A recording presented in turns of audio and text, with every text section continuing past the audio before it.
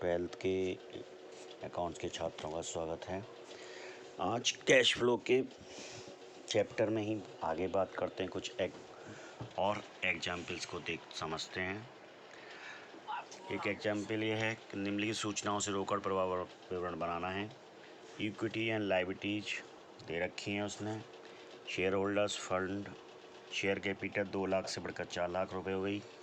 Reserve और plus and surplus में profit loss 50,000 से बढ़कर 1 लाख हो गया।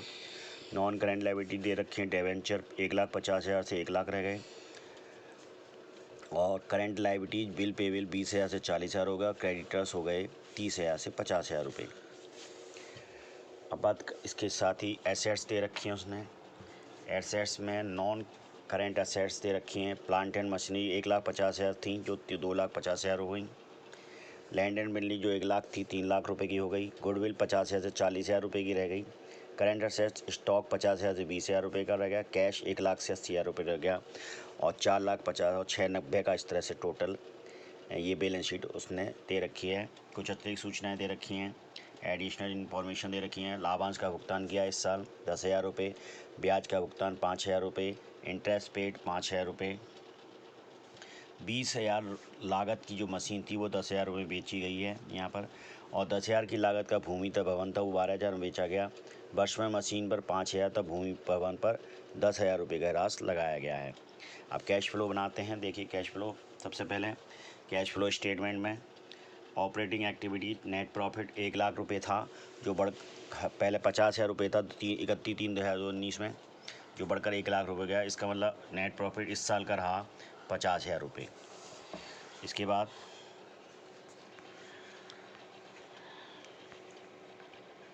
फिर नॉन कैश एक्सपेंसिव देखते हैं। डिविडेंड इस साल पेड किया गया। लाभांश का भुगतान वो जो इसको प्रॉफिट एंड लॉस अकाउंट में हमने डेबिट कर दिया होगा। ऐसी स्थिति में हम इसको जोड़ लेंगे। 10,000 का डिविडेंड जुड़ गया। इंटरेस्ट जो 5,000 पेड की गई थी वो जुड़ गई। 15,000 का डेप्रीशिएशन इस साल लगा है वर्ष। 5,000 मशीन पर तथा भूमि तथा भवन पर 10,000 रुपये और 10,000 रुपये उस पर लगाया गया है। भूमि और भवन पर 5,000 रुपये मशीन पर लगाया है। इस तरह से टोटल 15,000 का डेप्रीशिएशन जो घटा दिया था वो जोड़ देंगे। Loss on sale of machine 20,000 रुपये की मशीन की लागत थी और 10,000 रुपये में बेची गई। इसका लॉस का मतलब लॉस हुआ जो हमने डेबिट करा हुआ प्रॉफिट एंड लॉस अकाउंट में, और उसको यहाँ जोड़ देंगे 10,000 रुपये। गुडविल में 50,000 से 40,000 रुपये यानी 10,000 रुपये रिटर्न ऑफ की गए।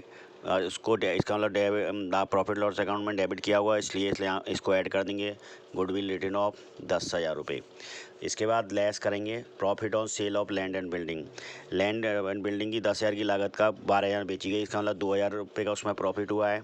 तो ये प्रॉफिट को हमने प्रॉफिट एंड लॉस अकाउंट में क्रेडिट किया हुआ यहाँ, इसलिए लेस कर देंगे। Profit on sale of land and building 2,000 रुपये। ये कोष्टक में जो दिखा रहे हैं हम इसको टोटल जोड़ लेंगे। और तो उस और जो प्लस के आइटम है उनको जोड़ लेंगे और माइनस के आइटम घटा कर 48,000 रुपये का ये निकल कर आएगा। अब इसमें ऐड करेंगे decrease in current assets. Current assets में डिक्रीज हुआ है यानी कि स्टॉक 50,000 से 20,000 रुपये रह गया है। इसका मतलब 30,000 रुपये की इसमें करेंट असेट्स में कमी आई है। वो तो 30,000 यहाँ पर वो दिखा दिए। इसके बाद इंक्रीज इन करेंट लायबिलिटीज़ में जो बढ़ोतरी हुई है वो भी ऐड करेंगे यहाँ पर। करेंट लायबिलिटीज़ हमारी बिल पेबल 20,000 से 40,000 रुपये हो गए, इसलिए हमारी करेंट लायबिलिटी बढ़ गई। उसको हमने यहाँ 20,000 रुपये दी, इसीलिए क्रेडिटर्स में भी 20,000 रुपये बढ़े हैं और बिल पेबल में भी 20,000 रुपये बढ़े हैं। बिल पेबल 20,000 40,000 हुए हैं और क्रेडिटर 30,000 से 50,000 हुए हैं, इसलिए 20,000 रुपये ये दोनों, क्योंकि ये इंक्रीज इन करेंट लायबिलिटीज़ हैं दोनों क्रेडिटर्स और बिल पेबल, इसलिए ये भी यहाँ जुड़ जाएंगे।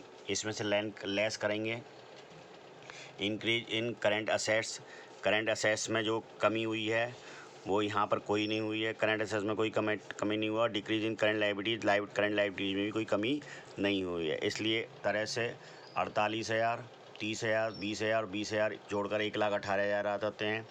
ये 50,000 रुपये का प्रॉफिट टोटल मिलाकर 1,68,000 रुपये का हमें प्राप्त cash flow from operating activities से हमारे पास आ जाएगा।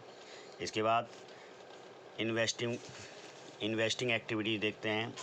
परचेज ऑफ मशीनरी देखिए, परचेज 1 लाख, मशीनरी 1,50,000 से 2,50,000 हो गए। इसका मतलब 1,25,000 रुपये की हमने परचेज कराया इस बार machine. Purchase of land and building भी हमने करी है, 1 लाख से 2 लाख रुपये हो गए। अब देखिए परचेज ऑफ बिल्डिंग में हमने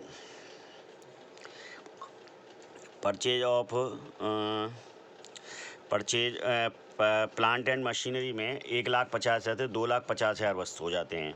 इसका मतलब 1,50,000 में से हमने कितने की 20,000 की मशीन बेची थी। इसका मतलब 1,30,000 बचते हैं।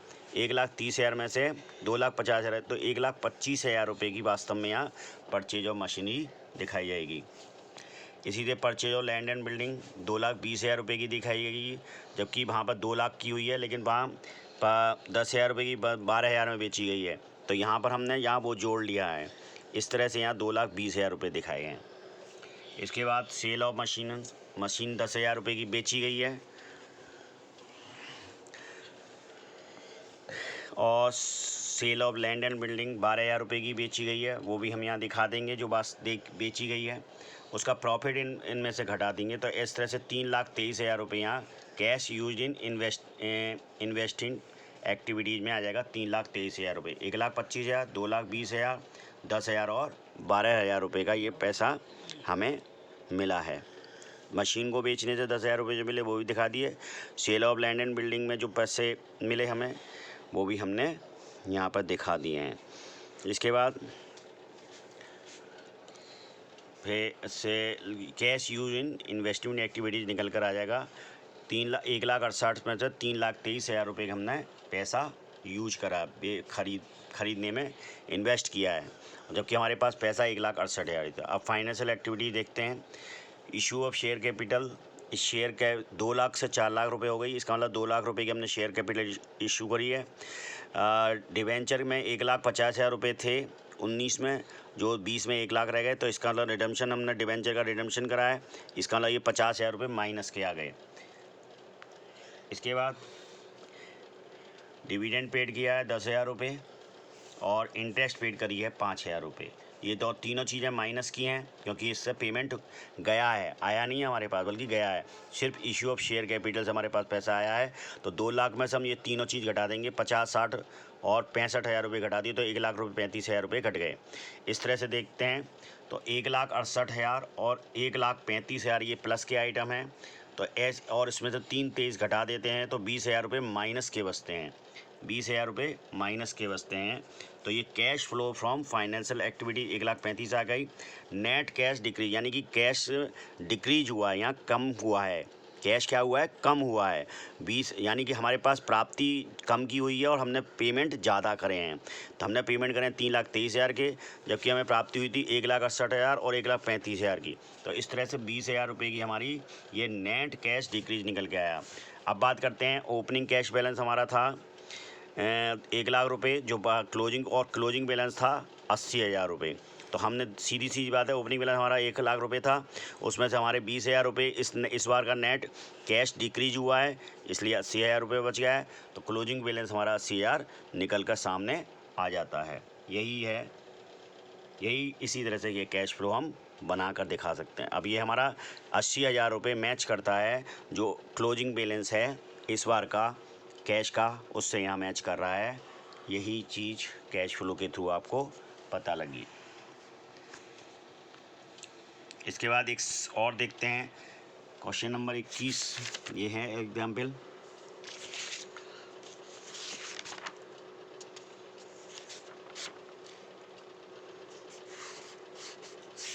इसमें देखिए ये दे रखे हैं, इसमें निम्नलिखित सूचना रोकड़ प्रभाव प्रत्यक्ष विधि से तैयार करना है। शेयर होल्डर फंड्स दे रखे हैं इसने।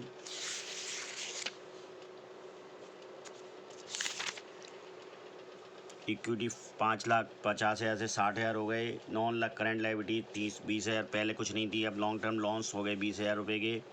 करेंट लायबिलिटीज हो गई 7,000 से बढ़कर 9,000 रुपये। आउटस्टैंडिंग सैलरी 4,000 से बढ़कर 4,000 ही रह गई। पेबल टैक्सेस 3,000 से बढ़कर 5,000 हो गया। एसेट्स में देखिए नॉन एसेट्स आइटम दिखा रखा है, उस नॉन करेंट असेट्स हैं। फिक्स असेट 30,000 से बढ़कर 50,000 हो गई। सिक्योरिटी 10,000 रुपये से 15,000 हो गई। करेंट असेट्स में स्टॉक दिखा रखा है उसने 10,000 से जो रह गया 8,000। डेटर्स जो 2,000 थे 5,000 के हो गए। कैश जो 12,000 था 20,000 रुपये हो गया। Statement of profit and loss भी दे रखा है उसने। नेट सेल दे रखी है 45,000 रुपये की। एक्सपेंसेस कॉस्ट ऑफ सेल दे रखी है 20,000 रुपये की। सेलिंग एंड डिस्ट्रीब्यूशन एक्सपेंसेस 5,000 रुपये के। डेप्रीशिएशन 4,000 रुपये का। स्ट्रेस 29,000 रुपये घटाने के बाद 16,000 का नेट प्रॉफिट बिफोर टैक्स बच जाता है। इसके बाद लेस इनकम टैक्स 25% की इनकम टैक्स घट जाएगा। तो 16,000 का 25% हो गया 4,000 रुपये। तो नेट प्रॉफिट आफ्टर टैक्स निकल के आया 12,000 रुपये। Add profit and loss account 1/4/2000 यानी कि ओपनिंग में प्रॉफिट एंड लॉस था वो 42,000 रुपये था। इस तरह से टोटल 54,000 रुपये का बन जाता है। लेस डिविडेंड इस बार पेड किएगा 5,000 रुपये। तो प्रॉफिट एंड लॉस इस साल का जो क्लोजिंग में निकलता है 31/3/2020 को वो निकलता है 49,000 रुपये। अब हम इसको किस तरह से वर्किंग नोट के द्वारा कर सकते हैं देखते हैं। इसके देखिए वर्किंग नोट किस तरह बनाइए। कैश रिसीट फ्रॉम डेटर्स 45,000 रुपये हमें मिला था, यानी कैश रिसीट फ्रॉम डेटर्स से जो पैसा मिला था वो 45,000 रुपये। नेट सेल्स जो कहलाई थी हमारी वो 45,000 रुपये की। अब कैश रिसीट फ्रॉम डेटर्स हमें यानी डेटर्स से हमें कितना पैसा प्राप्त हुआ। सेल हमने की थी 45,000 रुपये की।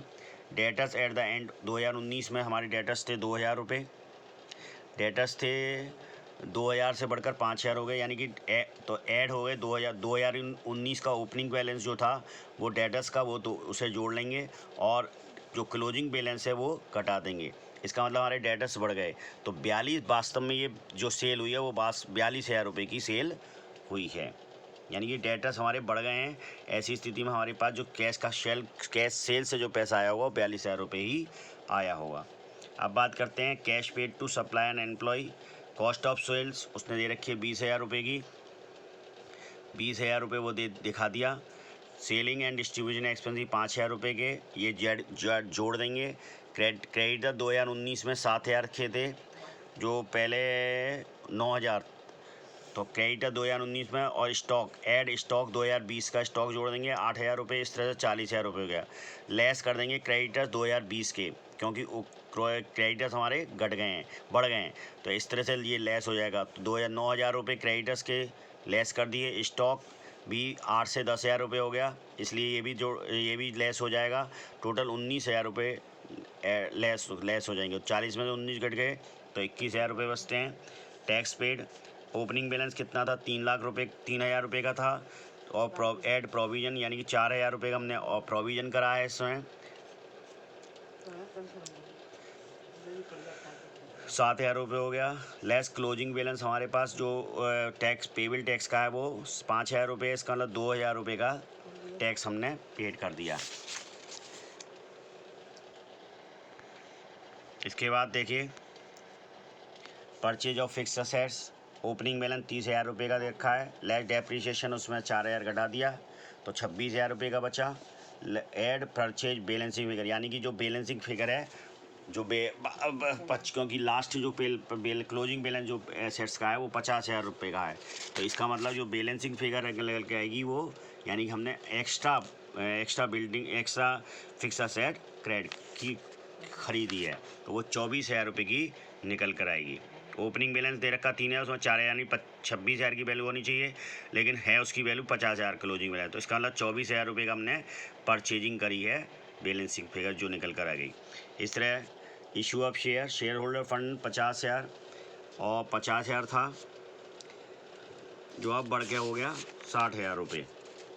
इसी तरह प्रॉफिट एंड लॉस अकाउंट भी 42,000 से बढ़कर 49,000 रुपये हो गया, यानी कि उन प्रॉफिट एंड लॉस इसका मतलब 50 और में से 42 घट गए तो 8,000 रुपये का बचता है। और 2020 में और 60,000 में से 49 तो 11,000 का बढ़ता है। इशू ऑफ शेयर इसका मतलब हो गए 15,000 में से 8,000, यानी कि 15,000 थे शेयर होल्डर्स तो 15 में से 8 घट गए तो 7,000 रुपये का इशू ऑफ शेयर्स निकल कर आ गया। अब कैश फ्लो बना के देख लेते हैं इसका। Cash flow from operation activities. Cash receipt from debtors 42,000 रुपये का जो अभी हमने निकाला था। Cash paid to supply and employ 21,000 रुपये का निकाला था। टैक्स पेड हमने 2,000 रुपये का निकाला है। 2,000 रुपये, तो ये दोनों चीज़ें घट जाएंगी। इस तरह से 19,000 रुपये का हमारे पास बचेंगे। तो ये निकल के आएगा net cash from operating activities. इसके बाद फिर देखेंगे cash flow from investing activities. Purchase of fix asset, 24,000 रुपये की फिक्स एसेट हमने परचेज करी है। तो हमने अभी निकाला था क्लोजिंग फिगर, देखिए ऊपर ये क्लोजिंग फिगर, ये चीज़ ऐसी स्थिति यही चीज़ है। परचेज ऑफ फिक्स एसेट 24,000 रुपये जो माइनस होंगे। परचेज ऑफ सिक्योरिटीज़ 15,000 की थी, 10,000 की परचेज, यानी कि 15,000 थी, इसका मतलब 10,000 रह गई हैं। तो इसका मतलब 5,000 रुपये की हमने परचेज ऑफ सिक्योरिटीज करी हैं। एक सिक्योरिटी जो ख़रीदी है हमने 10,000 से 15,000 हो गई, इसका मतलब हमने 5,000 रुपये की सिक्योरिटीज खरीदी हैं। तो वो भी यहाँ दिखाएंगे, माइनस हो जाएंगी, क्योंकि ये इस तरह से 24 और 5 29,000 ये माइनस के हो गए। Net cash use in invest, यानी कि हमने 24,000 रुपये की फिक्स एसेट्स बढ़ा ली और 5,000 रुपये की सिक्योरिटीज बढ़ा ली। इसका मतलब हमने 29,000 रुपये का इन्वेस्टमेंट कर दिया। तो ये माइनस का इन्वेस्टमेंट आएगा, दिखाएंगे। Cash flow from financial activities, issue of share 3,000 रुपये, इशू ऑफ शेयर 3,000 रुपये करे हमने, 3,000 रुपये के शेयर हमने इशू करे हैं। डिविडेंड पेड करा है 5,000 रुपये का, ये माइनस में आएगा। लॉन्ग टाइम लोन लिया है 20,000 रुपये का, यानी इससे भी पैसा हमारे पास आया होगा, और इस शेयर का इशू करने से भी हमारे पास पैसा आया होगा। 23,000 में 5,000 घटा दिया, 8,000 बचते हैं। तो 8,000 और 19,000 जो प्लस के हैं दोनों, वो 37, उसमें से 19,000 का जो हमने इन्वेस्टमेंट करा है वो घटा देंगे। तो हमारे पास net cash from finance activity 18,000 आएंगे, और नेट कैश इंक्रीज हो गया हमारा 8,000 रुपये का। ओपनिंग बैलेंस हमारे पास 12,000 रुपये का है। इसका मतलब 20,000 रुपये की क्लोजिंग कैश बैलेंस हमारा जो दिखाता है वो सही दिखाता है। अब इसको ये मैच कर जाता है 20,000 रुपये का क्लोजिंग बैलेंस। यही चीज़ कैश फ्लो के द्वारा हम पता कर सकते हैं।